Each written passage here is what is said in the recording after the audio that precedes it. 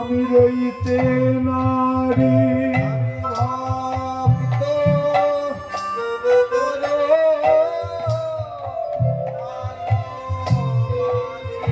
ভালোবাসা নইলে আমি রইতে নারী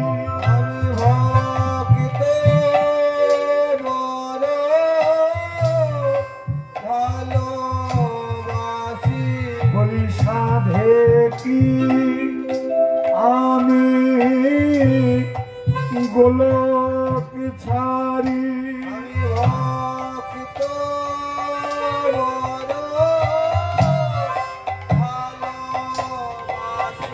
ভক্তের নয়ন বাড়ি হয় আমার বাড়ি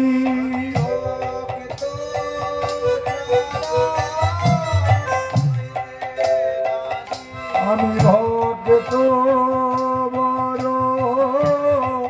ভালোবাসি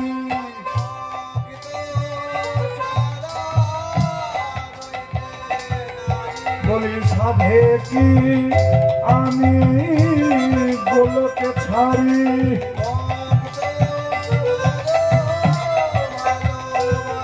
গিরি গোবর্ধন ধারণ করতে পারি আমি ভক্ত ছাড়া রইতে নারী আমি যে ভালোবাসার কাজ ভালোবাসা নইলে রইতে নারী ভালোবাসা নইলে রইতে নারী হরি বল হরি বল হরি বল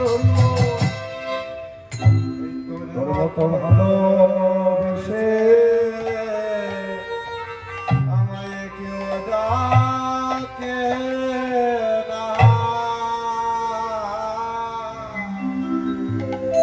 জগতে যে জনে ভালোবেসে আমার গৌরীকে ডাকে গৌর বললেন আমি তার হই আর কার হয় আমি তারে হই তারে হই আজ উলর ধ্বনি যারা করে তারে হই উলর ধ্বনি যারা করে তারে হই উলর ধ্বনি যারা করে তারে হই হরি হরি যারা করে তারে হই আবার হরি বলে যারা বলে তারে হই হরি হরি তারে হই হরি বলে যারা বলে তারে হই আবার হরি বল যারা বলে তার হয়ে হরি বল যারা বলে আবার প্রেমানন্দে বাহু তুলে হরি বল যারা বলে প্রেমানন্দে বাহু তুলে হরি বল যারা বলে প্রেমানন্দে বাহু তুলে হরি বল যারা বলে প্রেমানন্দে বাহু তুলে হরি বল বাহু তুলে হরি বল যারা বলে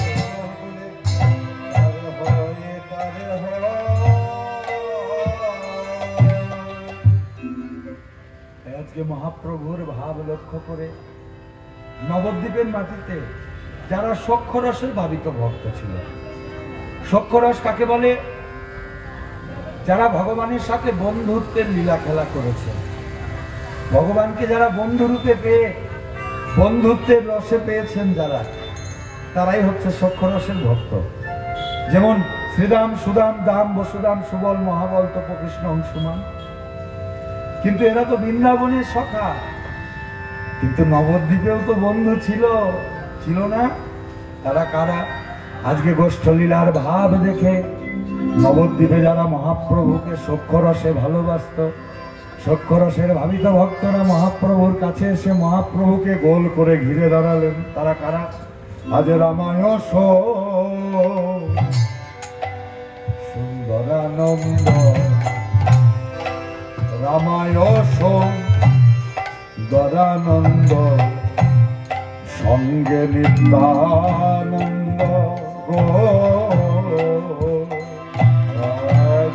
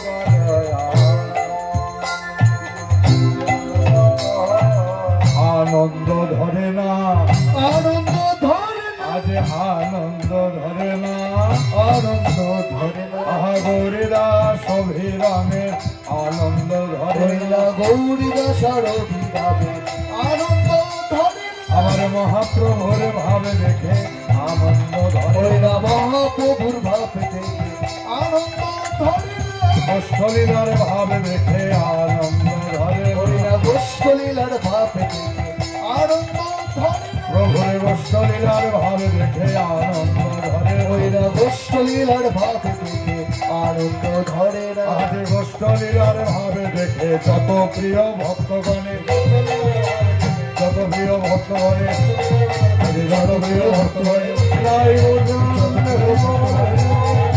যত প্রিয় ভক্ত করে যত প্রিয় ভক্ত করে আনন্দ ধরে না।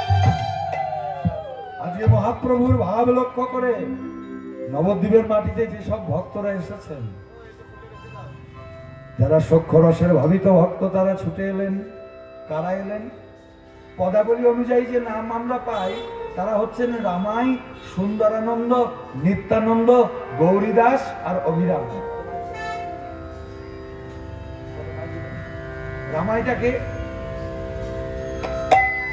রামাইটা কিন্তু দ্বাদশ গোপালের এক গোপাল নয়।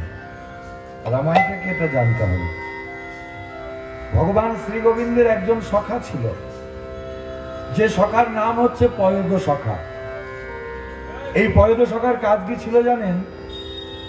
দাপর যুগে ভগবান শ্রী গোবিন্দ যখন গোষ্ঠে যেতেন, আর গোষ্ঠে গিয়ে যদি কানাইয়ের খিদে লেগে যেত, এই পয়দ সখা কানাইয়ের বদন দেখে বুঝতে পারত কানাইয়ের খিদে পেয়েছে। পয়দ জিজ্ঞাসা করতো, কানাই তোর কি ক্ষুধা লেগেছে ভাই? পয়দ সখা বলতো, হ্যাঁ রে ভাই, তো যদি খিদে লাগে আমাকে বল, আমি তোর জন্য সেবার আয়োজন করব। গোবিন্দ বলতো, পয়দ কেমন জানি খিদে খিদে পাচ্ছে, আচ্ছা দাও। ছুটতে ছুটতে ছুটতে ছুটতে ব্রজগোপীদের কাছে গিয়ে বলতো, মা তোমাদের গোপালের বনে খুব খিদে পেয়েছে, তোমাদের ঘরে ক্ষীর, সর, নবনী, মন্ডা, মিঠাই যা আছে দাও, আমি নিয়ে গিয়ে গোপালকে দেব। ব্রজগোপীরা, বৃন্দাবনের ব্রজবাসীরা, যারা গোপালকে নিজের ছেলের মতো ভালোবাসত, বাৎসল্য রসে ভালোবাসত, তারা গোপালের জন্য ক্ষীর, সর, নবনী পয়দকে দিত, আর পয়দ নিয়ে গিয়ে গোবিন্দকে দিতেন। আর গোষ্ঠে গোবিন্দ উদর করে সেবা করে ক্ষুধা নিবৃত্তি করতেন। দাপর যুগে যিনি ছিলেন পয়দ সখা, কলিকালে তার নাম হলো কি? রামাই। তাহলে রামাইটাকে এটা আমরা জানলাম। সুন্দরানন্দকে, সুন্দরানন্দকে আপনারা জানেন? সুন্দরানন্দ হচ্ছেন সুধামা। সুধামা নাম শোনেননি?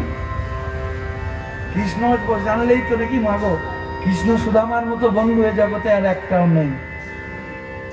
কিন্তু সুধামা এই কলিকালের ভক্তদেরকে শিক্ষা দিয়ে গেল, চোখে আঙুল দিয়ে দেখিয়ে দিল, তোমরা তো ভগবানের কাছে সর্বদাই দাও দাও দাও দাও করে চাইতে থাকো। কিন্তু সুধামা এমন একজন ভক্ত, যিনি ভগবানকে বন্ধুরূপে পেয়েও ভগবানের কাছে কোনোদিন কোনো কিছু চাইল না। না চাইতে সুদামা সব পেয়ে গেল। আপনারা বলবেন কেন বাবা? তারা তো ভালো বন্ধুই ছিল। ভালো বন্ধু ছিল সেটা কোথায়? বৃন্দাবনে। ছেলেবেলায় ছেলেবেলায় কৃষ্ণ সুদামাকে না দেখে থাকতে পারতো না, সুদামা কৃষ্ণকে দেখে না দেখে থাকতে পারতো না। এ তো ছেলেবেলার ভালোবাসা। কিন্তু কৃষ্ণ যখন বৃন্দাবন ছেড়ে দিয়ে মথুরা থেকে দ্বারকায় গিয়ে দ্বারকার রাজা কৃষ্ণচন্দ্র হলেন, তখন কিন্তু সুদামা খুব দারিদ্র, দিন দারিদ্রতার মধ্যে জীবনযাপন কাটে। সামান্য তেল অভাবে রুক্ষ কেশ, অঙ্গে শত ছিদ্র বস্ত্র পরিধান করে থাকে সুদামা। দিনের পর দিন যায়, দারিদ্রতা বেড়ে যায়। দাঁড়ে দাঁড়ে ভিক্ষা করে ভিক্ষালব্ধ তন্দুল মানে চাল এক পাকে রন্ধন করে সেবা করে সুদামা আর তার স্ত্রী কুচেলা দেবী। একদিন সুদামার স্ত্রী কাঁদতে কাঁদতে বললেন, ওগো স্বামী, শুনেছি তোমার বন্ধু রাজা কৃষ্ণচন্দ্র তা সেই কৃষ্ণচন্দ্র রাজার কাছে গিয়ে, তোমার রাজা বন্ধুর কাছে গিয়ে আমাদের অভাবের কথা, আমাদের দুঃখের কথা বলে যদি কিছু উপহার নিয়ে আসতে পারো, যদি কিছু উপঢৌকন রাজদ্রব্য যদি নিয়ে আসতে পারো, বিষয় সম্পত্তি নিয়ে আসতে পারো, তাহলে আমাদেরকে তো আর এত কষ্ট করে সংসার করতে হয় না, বলো। সুদামা বলল, এ কি বললে কুচেলা? কৃষ্ণ তার ভাগ্যে হয়েছে রাজা, আর আমি আমার ভাগ্যে হয়েছি ভিখারি। আমি ভিখারি হয়েছি বলে, কাঙাল হয়েছি বলে রাজা বন্ধুর কাছে চাইতে যাব? না না না না, চাইতে আমি পারবো না। তবে কুচেলা, আমি যাব সেই বন্ধুর কাছে দেখা করতে, কারণ বন্ধুকে দেখবার জন্য তুমি মনে করিয়ে দিয়েছ। বন্ধুকে দেখবার জন্য আমার এই চিত্ত বড় ব্যাকুল হয়ে পড়েছে, তাই আমি কৃষ্ণ দর্শনে যাব। কিন্তু কুচেলা, সেই ছেলেবেলার ভাই কানাই আজকে দ্বারকার রাজা হয়ে যদি আমাকে চিনতে না পারে, যদি রাজদ্বারের দাঁড়িরা যদি আমাকে রাজদ্বার থেকে দূর দূর দূর দূর করে তাড়িয়ে দেয়, এছাড়াও এতদিন পরে আমি বন্ধুর কাছে যাব, খালি হাতে যাওয়া হবে বলুন? আমরা কোনো আত্মীয় স্বজনের বাড়ি, বন্ধু বান্ধবের বাড়ি গেলে কি খালি হাতে যাই?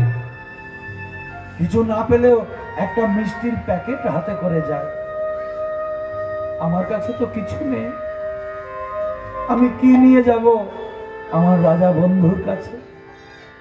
সুদামার স্ত্রী বলল, তুমি এক কাজ করো, তুমি ভিক্ষা করো, ভিক্ষা করে তুমি যা পাবে তাই বন্ধুর জন্য নিয়ে যাবে। সুদামা সেদিন দাঁড়ে দাঁড়ে দাঁড়ে দাঁড়ে ভিক্ষা করলো, আর ভিক্ষা করে গোবিন্দের কেমন লীলা দেখুন, 4 মুষ্টি চিরা ভিক্ষা পেল। আর সেই 4 মুষ্টি চিরা সযত্নে একটা কাপড়ের মধ্যে বেঁধে চিরার পুটলি করে বুকের মাঝে জড়িয়ে ধরে রাজপথে বন্ধুর কাছে যাচ্ছে। যেতে যেতে মনে করছেন, আমার বন্ধু রাজা রাজ চক্রবর্তী, সে কত ভালো ভালো মুন্ডা খায়, মিঠাই খায়, সন্দেশ খায়, রাজভোগ খায়। আমার মতো একজন কাঙাল ভিখারির এই শুকনো চিড়ে কি গ্রহণ করবে? সুদামা কাঁদছে, আর সুদামার চোখের জল গড়িয়ে গড়িয়ে গড়িয়ে গড়িয়ে ওই চিড়ের পুটলির মধ্যে পড়ছে। আবার ভাবছে, আমার সেই ছেলেবেলার বন্ধু আজকে রাজা হয়ে যদি চিনতে না পারে, যদি দাঁড়িয়ে দূর দূর করে তাড়িয়ে দেয়। প্রত্যেকটা পদক্ষেপে একটা করে নূতন চিন্তা তার মনের ভিতরে আসছে, আর দুটি নয়নের জলে ভাসছে। নয়ন জলে ভাসতে ভাসতে ভাসতে ভাসতে যেই না রাজদুয়ারে গিয়ে দাঁড়িয়েছেন। রাজদুয়ারে কারা থাকে? দাঁড়িয়ে বলছে, দাঁড়াও দাঁড়াও, তুমি তো একজন কাঙাল, তুমি তো একজন ভিখারি, আমাদের রাজামশাইয়ের কাছে টাকা পয়সা ধন সম্পত্তি চাইবার জন্য এসেছো তো? আমাদের রাজা যিনি পরম দয়াল, তুমি ঠিক জায়গায় এসেছ। আমাদের রাজার কাছে যদি কেউ অভাবের কথা, দুঃখের কথা একবার বলে, তার আর কোনোদিন কোনো অভাব থাকে না, তার সমস্ত অভাব আমাদের মহারাজ দূর করে দেয়। কিন্তু আছে, আজকে আমাদের মহারাজের সাথে, সেই রাজার সাথে তোমার দেখা হবে না, কারণ আজকে সেই মহারাজ এইমাত্র সভা সমাপ্ত করে, সভা কার্য সাঙ্গ করে, দুটো সেবা গ্রহণ করে শয্যার মধ্যে গিয়েছে শয়নে। আজকে আর তিনি রাজসভায় আসবে না, তুমি অন্য একদিন এসো, কাল এসো। সুদামা কাঁদতে কাঁদতে বললেন, ও গোদারি, আমি ভিখারি, এটা তুমি ঠিক কথা বলেছ, আমি একজন কাঙাল, এটাও তুমি ঠিক কথা বলেছ, কিন্তু আমি তোমাদের মহারাজের কাছে কোনো কিছু চাইতে আসিনি গো। তোমাদের রাজা যিনি, উনি আমার ভাই কানাই। বৃন্দাবনে ওই ভাই কানাই আমাকে না দেখে থাকতে পারত না, আমি ভাই কানাইকে না দেখে থাকতে পারতাম না। সেই ভাই কানাই আজকে রাজা হয়েছে, শুনে মনে বড় আনন্দ হয়, কিন্তু কোনোদিন দেখবার সৌভাগ্য হয়নি। এই পথ দিয়ে যাচ্ছিলাম, তাই ভাবলাম। চুপ করো। যেই না বললাম আমাদের মহারাজের সাথে দেখা হবে না, অমনি মিথ্যে কথা বলা শুরু করলে। আমি মিথ্যে কথা বলছি না গো, আমি তোমাদেরকে কথা দিচ্ছি, আমি এই দাঁত ছেড়ে কোথাও যাব না। তোমরা কেউ একজন গিয়ে তোমাদের মহারাজকে বলো দ্বারে সুদামা এসেছে। দাঁড়িরা সুদামাকে ভিতরে ঢুকতেও দিচ্ছে না, আবার মহারাজের কাছে জিজ্ঞাসাও করতে যাচ্ছে না। যখন কোন রকমে ভিতরে প্রবেশ করতে দিচ্ছে না, তখন আর সুদামা যখন চলে যাচ্ছে না দাঁত ছেড়ে, দাঁড়িরা তখন একটা বেত নিয়ে এসে সুদামাকে মারবেন বলে যেই না বেত খানি উপরে তুললেন, চিৎকার করে কেঁদে উঠল সুদামা, হে কৃষ্ণ।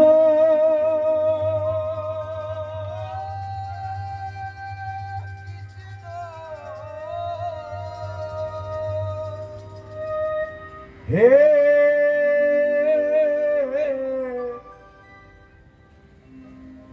গোপীজন বল্লভ কৃষ্ণ কৃষ্ণ কৃষ্ণ বলে চিৎকার করে কাঁদতে লাগলেন। ভগবানকে আমরা ডাকার মতো ডাকতে পারি না গো। ভগবান ডাক শুনবে না বললে হবে মা, আমরাই তাকে ডাকার মতো ডাকতে পারি না। সুদামার কান্নার রোল ধীরে ধীরে ধীরে ধীরে আজকে ভগবানের কর্ণদ্বার দিয়ে প্রবেশ করে ধৈর্যরূপী কপাট ভেঙে যখন হৃদমূলে গিয়ে পৌঁছেছে, রাজ সিংহাসন টলে উঠেছে, রাজসজ্জা কেঁপে উঠেছে, ভগবান রাজসজ্জার উপর উঠে বসলেন। কে কে আমাকে ডাকে এমন ভাবে নাম ধরে কৃষ্ণ বলে? এই দ্বারকায় তো আমাকে নাম ধরে ভালোবেসে কৃষ্ণ বলে ডাকার মতো কেউ নেই। সবাই আমাকে মহারাজ বলে, সবাই আমাকে প্রভু বলে, কিন্তু আমার নাম ধরে কৃষ্ণ বলে এমন করে ডাকলো আমায় কে? একজন দাঁড়ি ছুটে এসে বলল, মহারাজ দ্বারে একজন কাঙাল এসেছে, দ্বারে একজন ভিখারি এসেছে, সে নাকি আপনার বন্ধু। ভগবান বললেন, তুমি ঠিক কথা বলেছ, যে থাকে সম্পদে তার মন থাকে না কৃষ্ণ পদে। যাদের কোটি কোটি লক্ষ লক্ষ টাকা আছে তারা আমাকে ডাকে, তারা বলে আমাকে আরো টাকা দাও, আরো সম্পত্তি দাও। আমি বলি তোমাদের আরো হোক। টাকা পয়সা ধন সম্পত্তির হিসেব রাখতে রাখতে ওরা আমাকে ভালোবাসতে ভুলে যায়। কিন্তু যে থাকে বিপদে, এ জগতে যারা কাঙাল হয়, ভিখারি হয়, অভাব যাদের ঘরে, তারা নীতি প্রতিদিন বিপদের মধ্যে দিয়ে কাটায়। আর সেই বিপদ থেকে উদ্ধার পাবার জন্য বিপদ হারি গোবিন্দ, তুমি বিপদে রক্ষা করো আমাদের। হরি বল হরি বল, আমার নাম করে ডাকে। তাই এ জগতে যারা কাঙাল, এ জগতে যারা ভিখারি, আমি তো তাদেরই বন্ধু। বলো কোন ভিখারি বন্ধু এসেছে? মহারাজ দ্বারে সুদামা এসেছে। কি বললে? আমার প্রাণের বন্ধু সুদামা? ভগবান আর এক মুহূর্ত শয্যার মধ্যে বসে থাকতে পারলেন না। রাজসজ্জা ত্যাগ করে আজকে ছুটতে ছুটতে ভগবান রাজ্যের মহারাজা আজকে রাজপথে সুদামাকে এসে জড়িয়ে ধরলেন। সুদামা, সুদামা, তুমি কি ভেবেছো সুদামা আমি তোমাকে ভুলে গেছি? আমি কি তোমাকে ভুলতে পারি? তুমি না আমার ছেলেবেলার সেই বন্ধু, যে বন্ধু আমাকে কাঁধে চড়ে সারা বৃন্দাবন ঘুরে বেড়াতো। তুমি না আমার সেই বন্ধু, যে বন্ধু গাছে থেকে ফল পেরে অর্ধেকটা খেয়ে একটু ফল আমাকে খাওয়াতো। ও সুদামা, তোমার মনে আছে সেই ছেলেবেলার রঙিন দিনগুলোর কথা? সুদামা চোখের জল মুছতে মুছতে বলল, হ্যাঁ বন্ধু, আমার সব মনে আছে। এবার কীর্তনটা যারা মন দিয়ে শুনছেন, কীর্তনের মধ্যে ডুবে যান। ভগবান সুদামাকে জিজ্ঞাসা করলেন, সুদামা তোমার কোনো অভাব নেই তো? ভগবানকে বুকে জড়িয়ে ধরে সুদামা বললেন, কানাই আজ আমার সমস্ত অভাব দূর হয়ে গিয়েছে ভাই, আজকে আমার আর কোনো অভাব নেই, আজকে আমি ধনী হয়ে গেছি। কেন এমন কথা বলল? সেটা একজন কাঙাল, তত্ত্বটা বুঝে নেবেন। আজকে সুদামা কৃষ্ণ হেন ধনকে বুকের মাঝে জড়িয়ে ধরে আছে। এই জগতে কোনো ভক্ত যদি একবার কৃষ্ণ হেন ধনকে বুকে জড়িয়ে ধরতে পারে, তার কাছে এই জগতের কোনো জাগতিক বস্তুর কোনো কি মূল্য থাকে বলুন? টাকা পয়সা, বাড়ি গাড়ি, ধন সম্পত্তি তার কাছে কোনো কিছুর মূল্য থাকে না, যদি কেউ কৃষ্ণকে ভালোবেসে হৃদয়ে ধারণ করতে পারে। তাই আজকে কৃষ্ণকে হৃদয়ে ধারণ করে সুদামা বললেন, আজকে আমি ধনী হয়ে গেছি, আজকে আমার সমস্ত অভাব দূর হয়ে গিয়েছে। ভগবান সঙ্গে সঙ্গে সুদামার মাথায় হাত রেখে আশীর্বাদ করলেন, সুদামা আমি তোমার মাথায় হাত রেখে আশীর্বাদ করছি, তোমার মনোবাসনা পূরণ হোক। এইবার ভগবান বলছে, সুদামা আমি অনেকক্ষণ থেকে দেখছি তুমি হাতের মধ্যে কি একটা বুকের মধ্যে জড়িয়ে ধরে আছো, ওটা কি? ও এতদিন পরে তোমার কাছে এসেছি বলে আমার জন্য উপহার নিয়ে এসেছো? দাও দাও, কি উপহার এনেছো দেখি, দাও। ভগবান দেখলেন চিড়া। সুদামা ছেলেবেলায় চিড়ে খেতে ভালোবাসতাম, সেই কথা মনে রেখে তুমি আমার জন্য চিড়ে এনেছো সুদামা। আমি সেবা করি অতি যত্নের সাথে। ভক্তের আনা চিড়ে ভগবান সেবা করবেন বলে যেই না স্পর্শ দিলেন, দেখলেন সেই চিড়ে সব ভিজে গেছে। সুদামা তুমি আমাকে এত ভালোবাসো, শুকনো চিড়ে খেতে গিয়ে যদি ভাই কানাইয়ের গলায় লেগে যায়, তাই তুমি চিড়ে ভিজিয়ে এনেছ সুদামা। সুদামা কেঁদে কেঁদে বললেন, গোবিন্দ হে, আমি তো চিড়ে ভিজিয়েই আনি নাই হে। আমি যখন রাজপথে তোমার কাছে আসছিলাম, আমি মনে মনে ভাবলাম তুমি রাজারাজ চক্রবর্তী, তুমি কত ভালো ভালো মুন্না মিঠাই সন্দেশ খাও, আমার এই শুকনো চিড়ে যদি না খাও, তাই আমার এই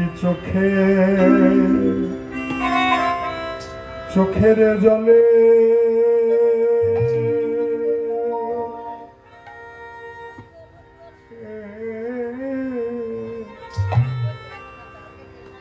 চিড়ে ভিজে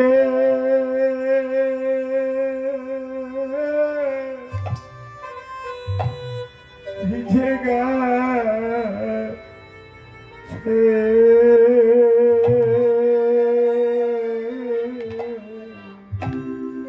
আমাদের হৃদয় বলবে হরি বল হরি বল হরি বল। চোখের জলে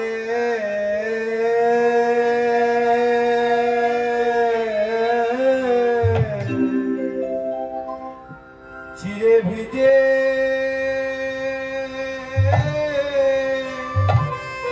ভিজে গেছে।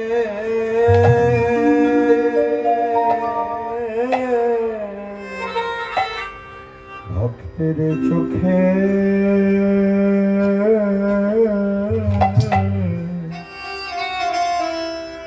চোখের জলে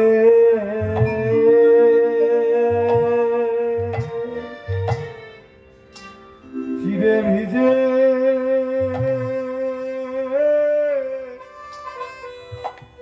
ভিজে গেছে।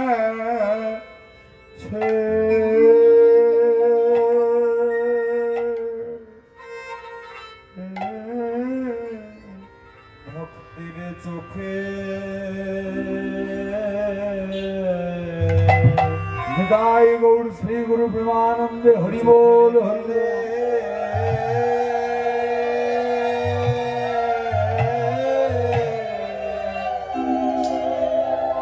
চিরে ভিজে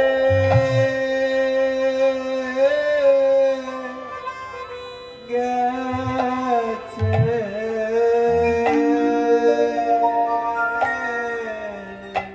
ভক্তের চোখের জল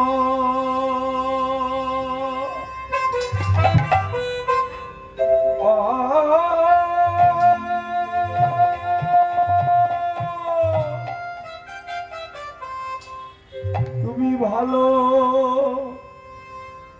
বাসো বাসো বলে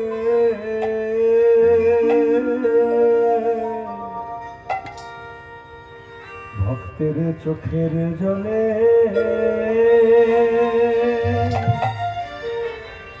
চিরে ভিজে ভিজে গেছে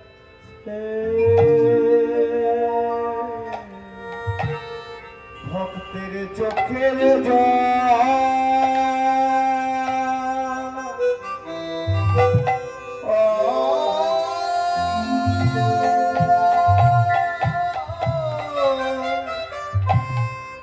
তুমি ভালোবাসো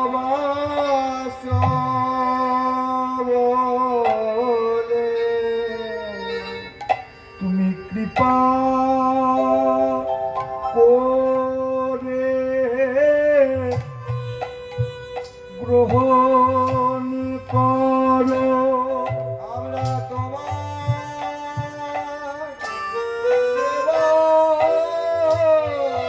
জানি না গো তুমি কৃপা করে গ্রহণ করো আমরা মন্ত্র জানি না গো তোমায় দেবার মতো কিছুই নাই গো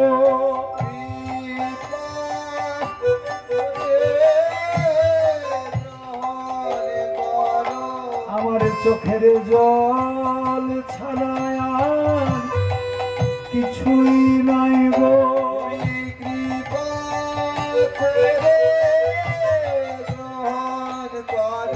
আমরা মন্ত্র তন্ত্র জানি না গো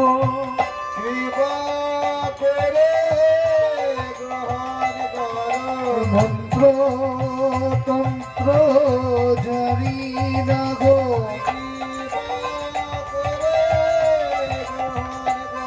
আমি মন্ত্র তন্ত্র জানি না গো আমি দেবার মতো কিছু নাই গো আমি দেবার মতো কিছু নাই গো আমি মন্ত্র তন্ত্র জানি না গো আমি কৃপা করে গ্রহণ করো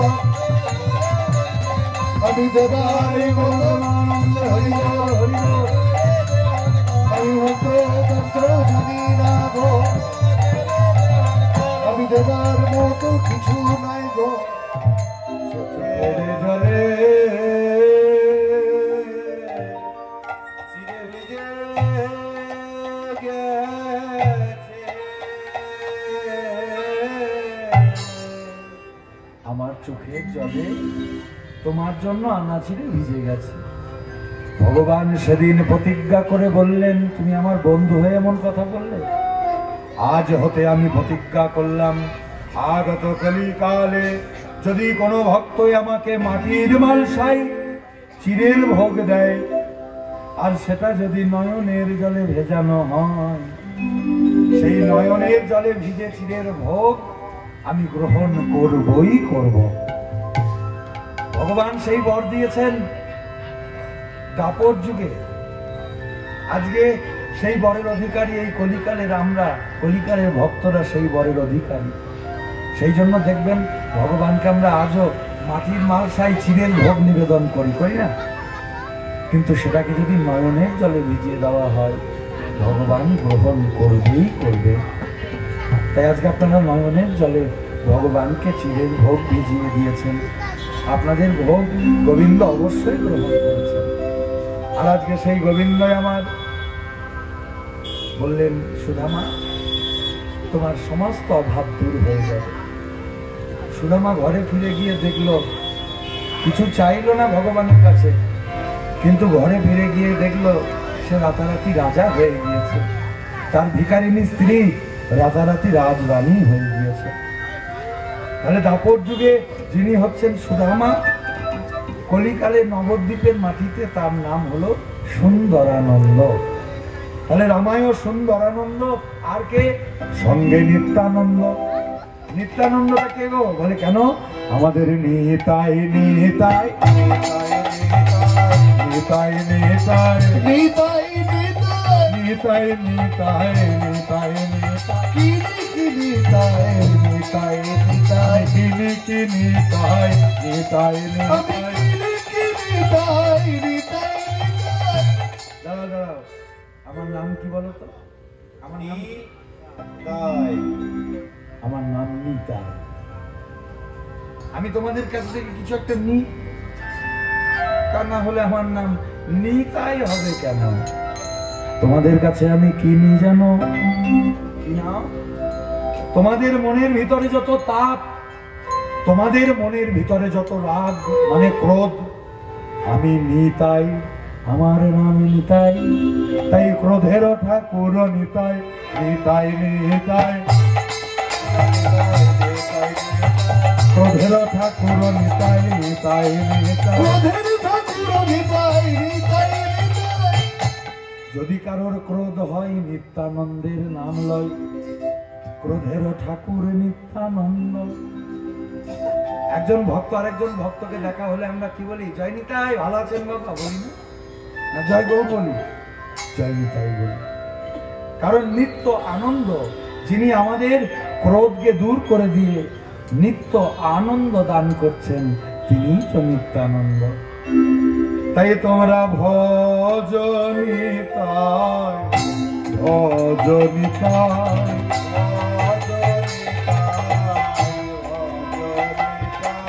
তোমরা ভজনিতাই ভজনিতাই, এবারে ভজনিতাই ভজনিতাই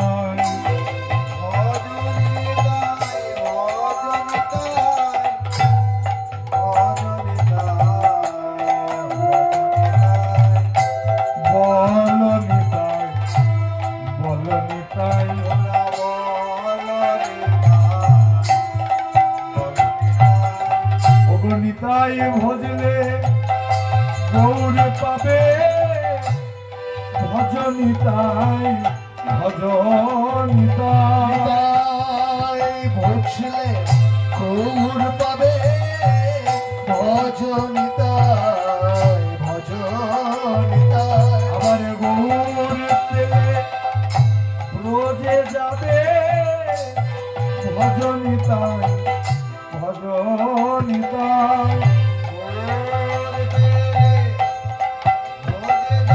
ব্রজে গেলে গোবিন্দের সেবা পাবে,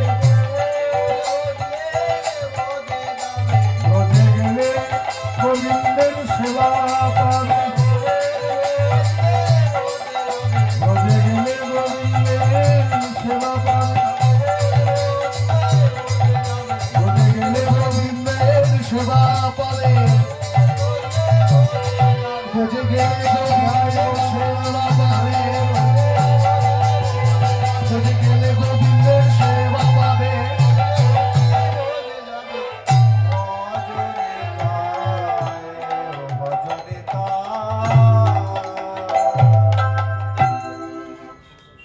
এতক্ষণ আমরা দেখলাম নিত্যানন্দ মহাপ্রভু হচ্ছেন শঙ্কর্ষণ, তারপরে যিনি বলরাম, তাই যিনি রামের